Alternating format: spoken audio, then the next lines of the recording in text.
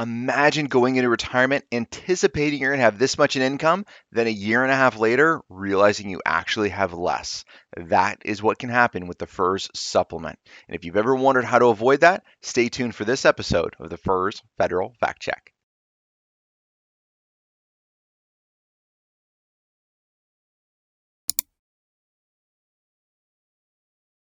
Hi, I'm Micah and welcome to this episode of the FERS Federal Fact Check. We get questions from federal employees and we answer them. We put them through a fact check and say, how do these actually work? Not just from a benefits perspective, but from a financial planning standpoint as well. How do we plan for these? How do we consider these repercussions in the long term? As you guys can see, my background has changed. As we said in a previous video, unfortunately, our whiteboard decided it had enough time. It shattered, luckily, while we were not in the office, but somehow that tempered glass all nice and shattered. With everything on back order, we're doing videos a little differently, but I'd love your feedback, right? What did you like about the old system? What did you like about this maybe new system? This gives us a great opportunity to rethink how we're doing it to help deliver even better information and display to federal employees. So we need your feedback in order to do that. All right, let's get on to Craig's question. So Craig writes in and says he's planning to retire at his MRA, minimum retirement age, and he's in the FERS supplement subject to the Social Security earnings test. Thank you for your time. Craig, this is a great question. The short answer is yes, but let's go through and explain this a little bit more. Your benefits are based on three things, right? We have your kind of three-legged stool. You have your FERS benefits, which you get, and that's going to be your pension. You have Social Security, and you have your thrift savings plan. Those are the three legs of your retirement stool when Congress created the FERS system back in the 80s. That's what they base this off of.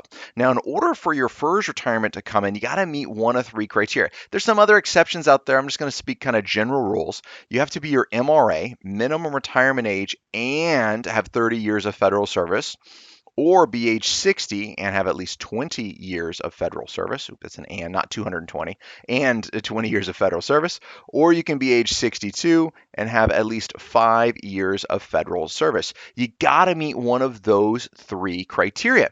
But if you notice with these top two, an MRA somewhere between 55 and 57, but with these top two, your MRA with 30 years and age 60 with 20 years, both of those are under your Social Security age. Social Security doesn't kick in somewhere between until 62 to 70 years young, depending on when you want to access it.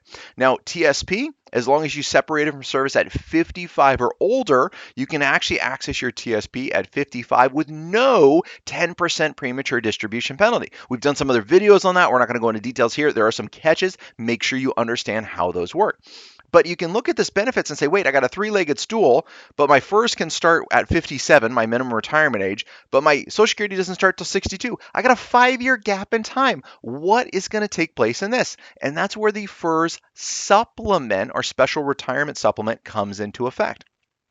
What the FERS supplement comes over and does is the FERS supplement looks at your years of service and it's calculated. And it says you're going to take your years of federal service, not including military time, regardless if you bought that back or not, divided by 40 times your age 62 Social Security benefit. And that's going to equal your FERS supplement. I'm writing a little upright. Sorry about that. I know it's sloppy. I appreciate your patience. That's going to equal your FERS supplement. So let's put some math inside of here. I'm going to make a super easy example. Let's say you had 30 years of service and you divide that by 40, that's 75%, and you're going to times it by your age 62 Social Security benefit. Let's go ahead and call that $1,000. Yes, I'm sure it's going to be more, but this is quick mental math. It makes it easy. Well, if I take 75% times 1,000, that's $750 a month. So in addition to your pension, you would be getting $750 a month in income that's coming in. This is a great thing. And that starts from when you retire up until 62, and at 62 turns into a pumpkin, regardless of the fact if you decided to turn on your Social Security or not. It turns into a pumpkin. But because this is based on age 62 Social Security, Congress also applies the Social Security earnings limitation. What is the Social Security earnings limitation? If you make $2 every $2 you make above a threshold, they take $1 of your supplement away.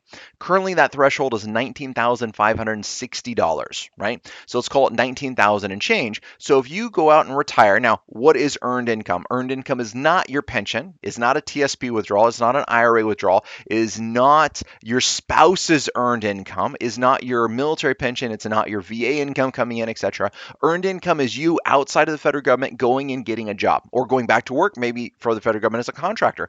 That would be considered earned income. Self-employed income is earned income, as well as W-2 income is considered earned income on your record. So if you go out and get a part-time job, and let's say you get a part-time job making $40,000 a year, well, all of a sudden, if you're making 40 grand, now you have excess earnings, right? So you got that $19,000 limit. I'm going to round for mental math, $19,000 limit, but now I'm making 40,000 in income. Well, all of a sudden, I got this $40,000 in income. I got to take away this $19,000 limit. Yeah, it's $19,560, but just quick mental math here.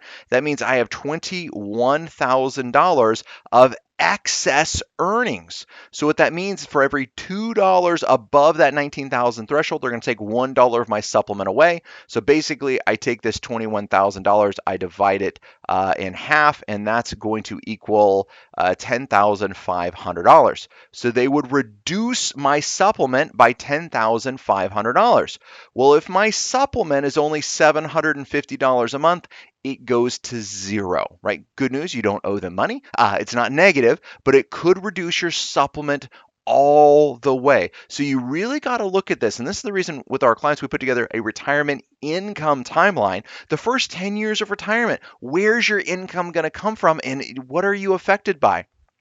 Maybe you're over 65 and it's an IRMA issue where your Medicare is going to be taxed higher than you think. Maybe you're under 62 where you have this earnings limitation on your first supplement, right? What are the things that are going to affect you? It's really important to map out that first 10 years. How much income do I want? Where's it going to come from? How do I fill in that gap over time to minimize tax effects or minimize reductions like you see here?